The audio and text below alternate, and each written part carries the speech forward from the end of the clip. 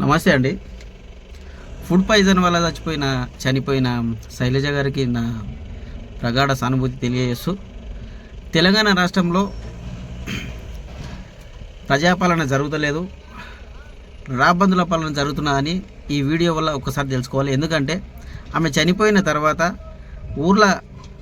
ఊరు బయట 30 మంది పోలీసులను పెట్టి ఎవరు ఊర్లో పోకుండా కట్టుదిడ్డంగా చేశాడు రేవంత్ రెడ్డి గారు. ఇది ఎంతవరకు న్యాయం అనేది ఒకసారి తెలంగాణ ప్రజలు తెలుసుకోవాలి. అట్లాగే ఒక వీడియో కూడా చూడండి, అమ్మాయి చనిపోయింది, ఎంత బాధాకరమైన విషయం. ఒకసారి వీడియో చూసి తెలంగాణను పరిపాలించే రేవంత్ రెడ్డి ఎంతవరకు కరెక్ట్ అనేది ఒకసారి నిర్ణయించుకోవాలి. మరి ఇంకోసారి నమ్మొద్దని ఈ సందర్భంగా మీకు తెలంగాణ ప్రజానీకానికి తెలియజేస్తున్నాను.